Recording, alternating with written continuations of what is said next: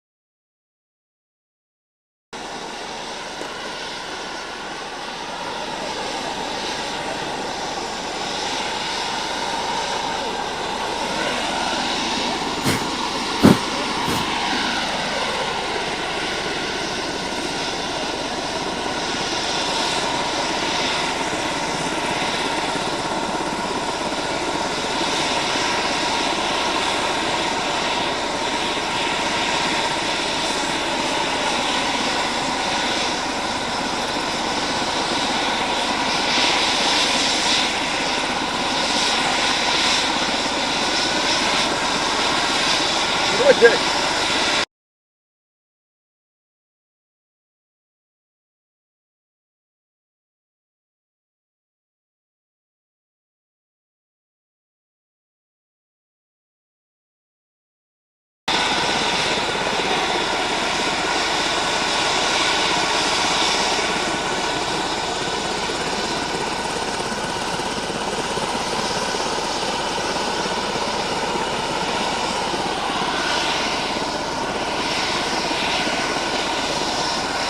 Boss.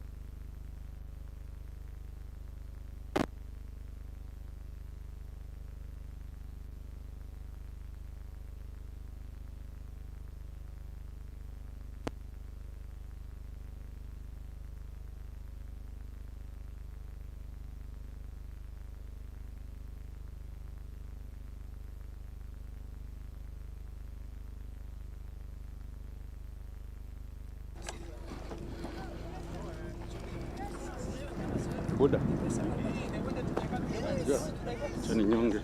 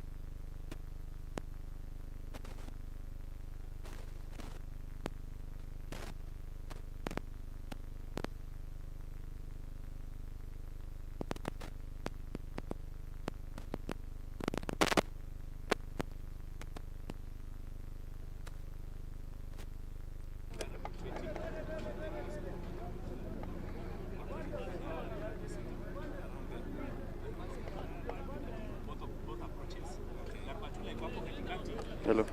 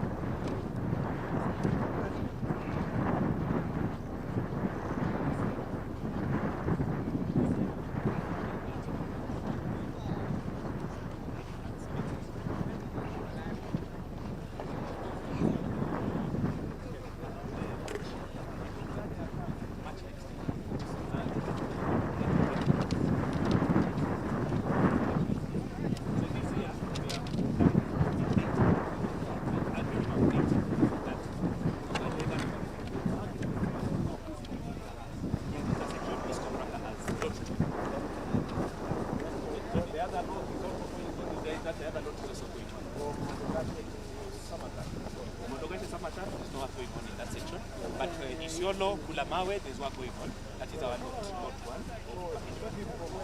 So this project is lot 2 from Kulamawe to Mandera, which is 113 kilometers, but we also doing 15 kilometers. So a total of 120. Your Excellency, this dam is very hot. Very, very hot. The gun might take your shoes. The rate at about 150.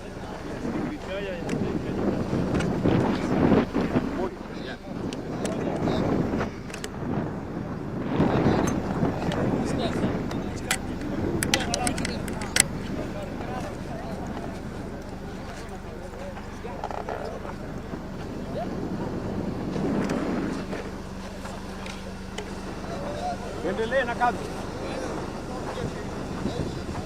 Tuendelee. Kwa material linakuja. Ngoja lami iletwe na lori. Baria kwa Mungwana. These are our inspector. Naitwa nani? Naitwa Pauline. Pauline. Yes.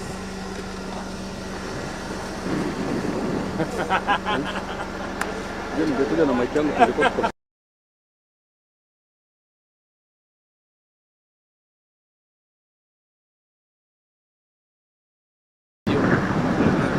video.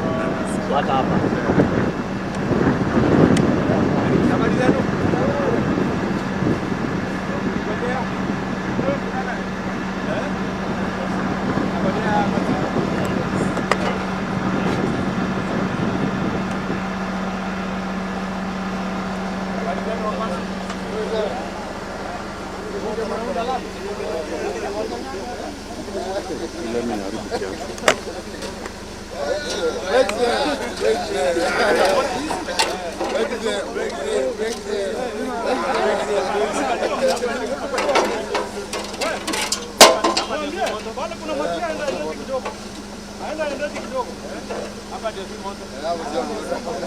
Hapa chini kwa ubaya.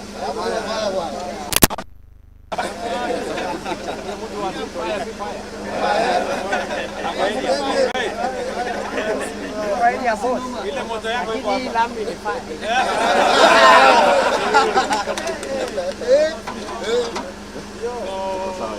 Ni ndio mnaunda hii. Tunafanya bidii. Fanya niwapigie makofi.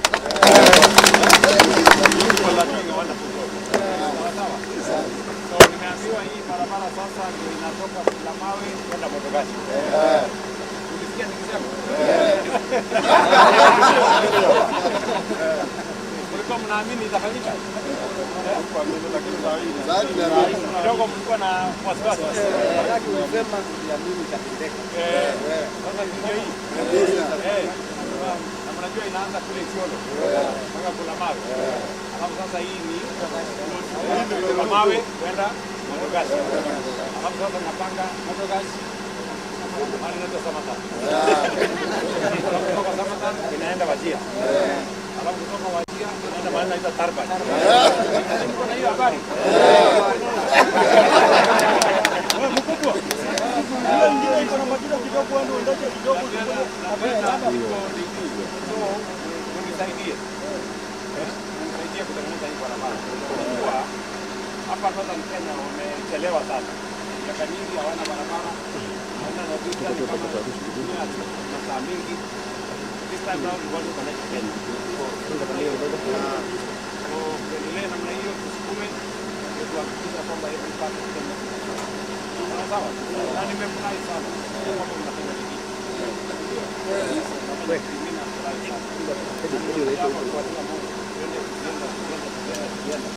Ndio. That is how tutabadilisha hii.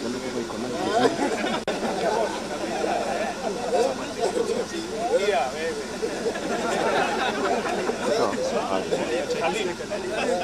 Wewe hadi. Kana na story ama na hekaya za kumwazi hii inabadilisha hii yani mipango ya maendeleo hiyo ndio hicho sawa. Ninaambia wale jamaa ajenda yangu ni hii, semeni yenu hawana mpango hawana ajenda hawana hata akili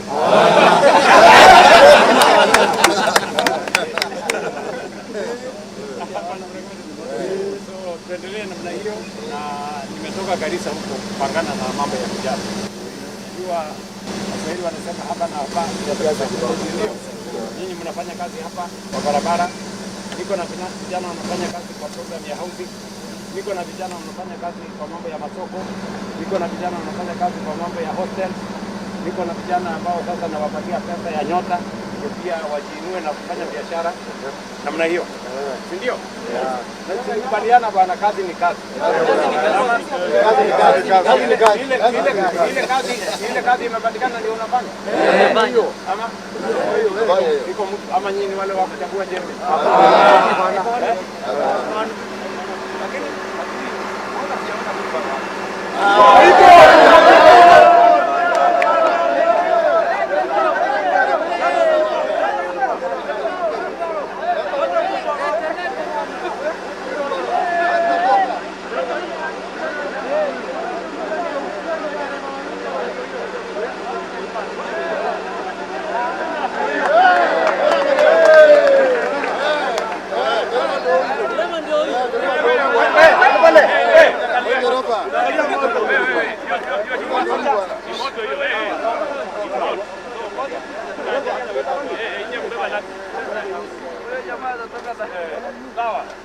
Unajua jamaa wengine walikuwa wanasema huyu jamaa anazunguka na wheelbarrow akifanya nini? Leo mahali ya soko iko wheelbarrow, mahali ya affordable housing iko wheelbarrow, mahali ya hostel iko wheelbarrow, mahali ya barabara iko wheelbarrow. Sasa wanauliza nini wheelbarrow? Wheelbarrow ndio farasi ya kazi ama unaelewana? Lakini yenu ni ile ya mkubwa mimi nafikiri nitabadilisha ile yangu ikae kama mkubwa kama hii yenu. Sawa? Otherwise tumefurahi sana. Asanteni sana. Mung'ang'ane. Hatuko pamoja. Sikieni na waheshimu sana. Unajua mtu akijitolea. Mimi nataka niwaulize. Nyinyi mmetoka kila sehemu yake? Tuko hapa na watu wa Nyanza. Tuko hapa na watu tuko hapa na watu wa Rift Valley. Tuko hapa na watu wa Kambani. Tuko hapa na watu wa kutoka Meru. Tuko hapa na watu wa Northern Kenya. Sisi wote ni mtu mmoja bwana. Hata Coast wako hapo. Namna hiyo. Hii siasa ya kabila ya kujaribu kugawa watu wa Jooni, wa mlima, wa bahari, wa bonde, hiyo ni mjinga. Hiyo ni mtoto hiyo. Basi asanteni sana.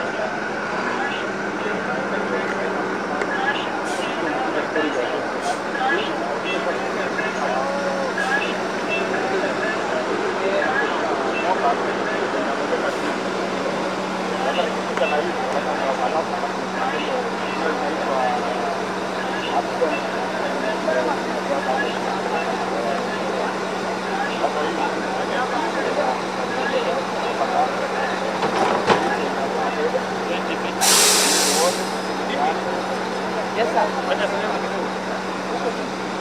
Hapo kwa nini? Niende pale kama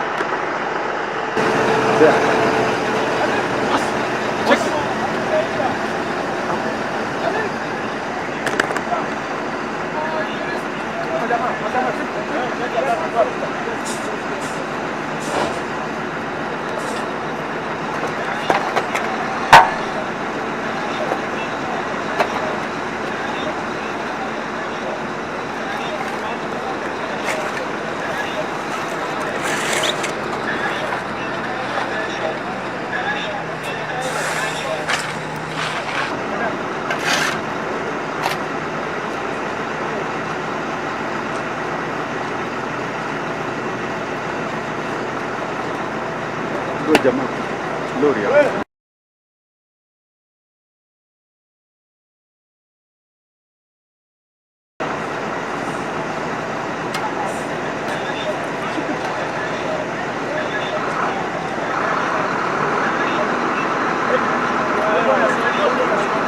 Wewe,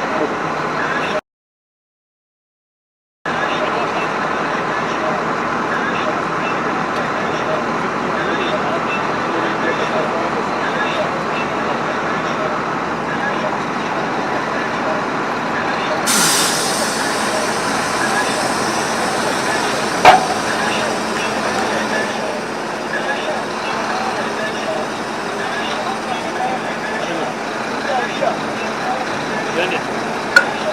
Shika twende. Sawa DP. Sawa. Nyama imeng'ara. Sasa join kidogo kidogo mkienda na yeye.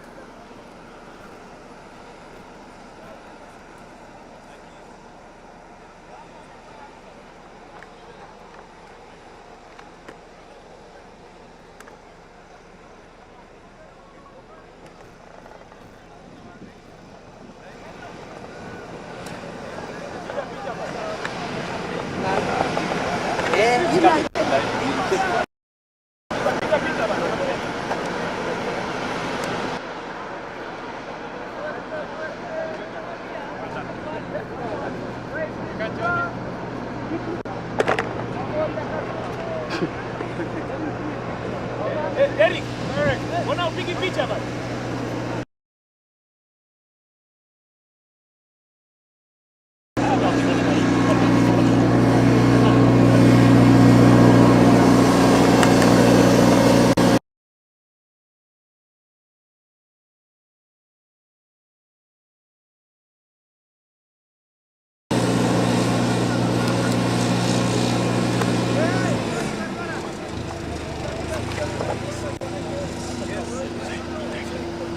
Tutafanyia pale.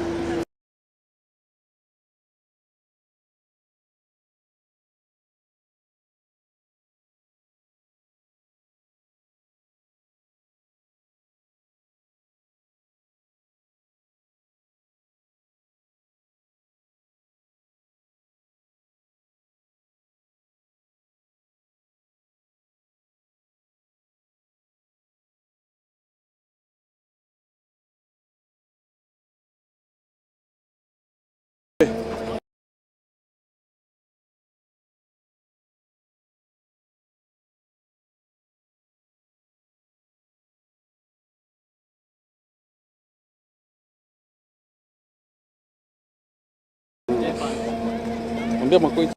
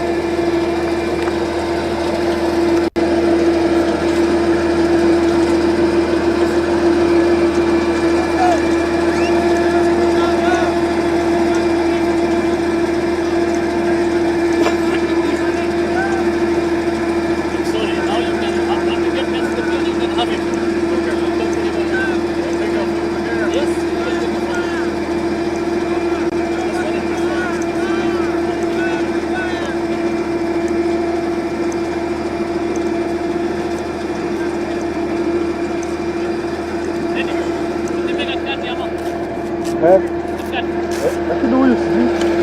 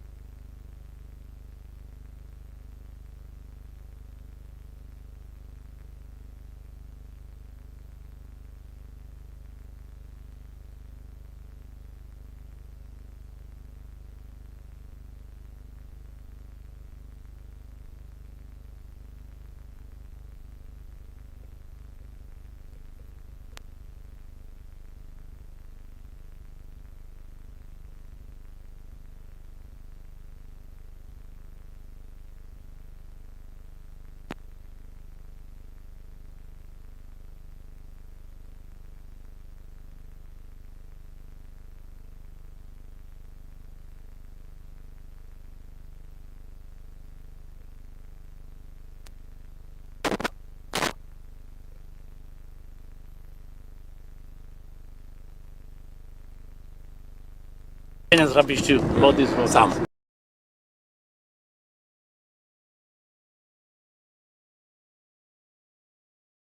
How does it feel for you? February last year. Great. I was here February last year when I announced the construction of this road from Isiolo, backside here, to Kulamawe, and this is the section from Kulamawe to Modogash. Then it looked like a story. Then it didn't look like real. Even others said it was a lie. Others said it was not possible. But today, here we are. 750 kilometers of modern road. The longest road in independent Kenya, anywhere in Kenya. But it is happening in northern Kenya. Correcting the historical injustices of many years. I am very proud, I'm very happy that finally we are opening up Kenya. We are connecting this nation. Because minus any section of Kenya, we are lesser, we are the poorer. By connecting every part of the Republic of Kenya, we harness the full potential of Kenya. Because every part of Kenya has something to contribute to our nation. And they must be connected, they must be able to reach the rest of Kenya. And now this place is going to open up.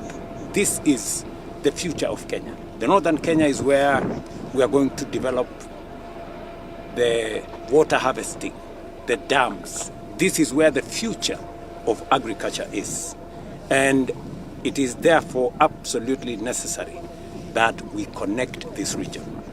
As we develop the next phase, before even I talk about the next phase, we are equally doing the road that connects Isiolo to Garissa to Lamu, another 420 kilometers. We're going to spend about 27 billion shillings on that section. We're spending close to 100 billion on this road. And as we now develop the next phase, by the way, this section is part of the 6,000 kilometers of road that is going on now in Kenya. Not just here. It's going on in Nyanza, in Western, in Rift Valley, in Eastern, in Central, in Nairobi, in the coast, every part of Kenya. Today we have contractors on the road. We remobilize contractors that had been demobilized by debt and pending bills in 2021, 2022. We have remobilized all the contractors. They are now on site. We have 6,000 kilometers of tarmac continuing now. Our plan is to complete the 6,000 kilometers by end of next year. And then we have mapped out 28,000 kilometers new. And this region is going to benefit from another close to 1,000 kilometers, this region. Again, it is what we are correcting what Kenya should have done in the 60 years. Other countries, smaller than Kenya, have built, like Japan, have built 1 million kilometers of tarmac. We have only built 20,000 in 60 years. There is a reason why we did not, and that is why we are correcting it. So I am very proud that slowly, step by step, the people of Kenya are coming to terms with the plan that we had, with the agenda that we had, with the promises that we made, with the commitment that we made to the people of Kenya. And as I said, we are going to discharge every commitment we made. We are going to keep every promise that we made to the people of Kenya. In due time, we will make sure that we keep that promise. This is a very proud moment because we are correcting a historical injustice. We are connecting the northern part of Kenya. We are enlarging the potential of Kenya, and we are recruiting every part and their contribution, their participation in the development of our country. And I want to assure the people of this region that this program will not be delayed, it will not be derailed. We are committed because this is the development of the nation we all love, the nation called Kenya. To your detractors who are disparaging Northern Kenya, isn't this what this means when you talk about how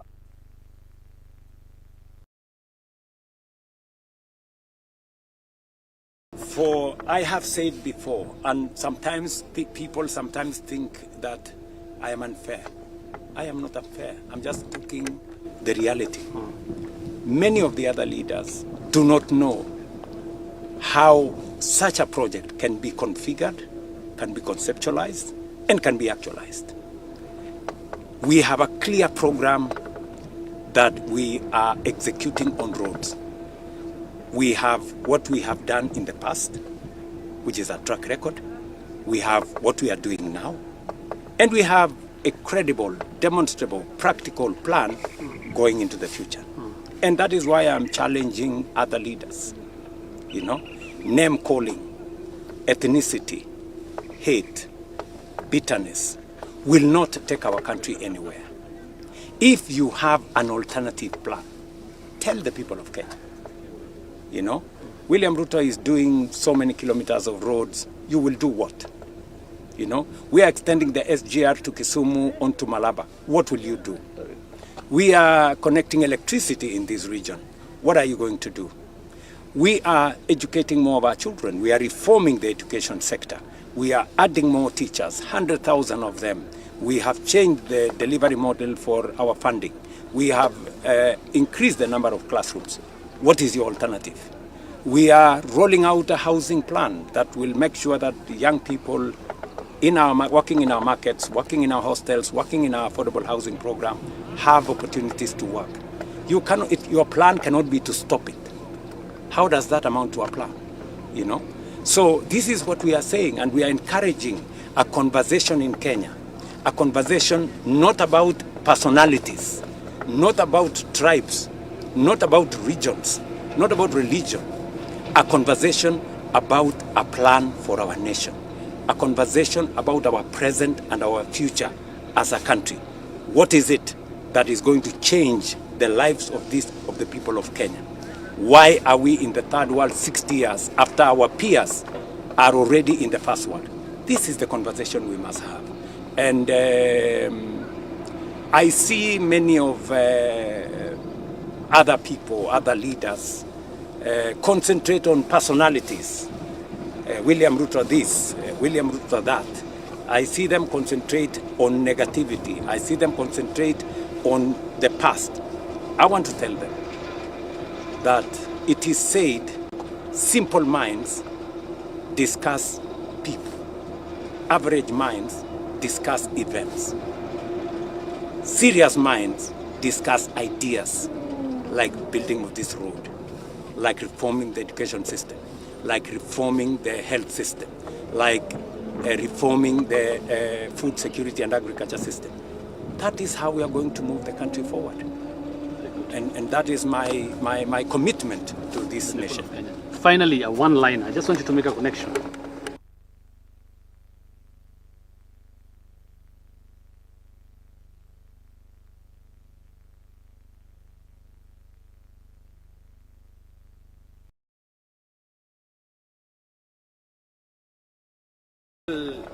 The doubting Thomases, that the same way we made a commitment on agriculture, on health, on education, on this road, the one I stand on today, that is what is going to happen with our dams.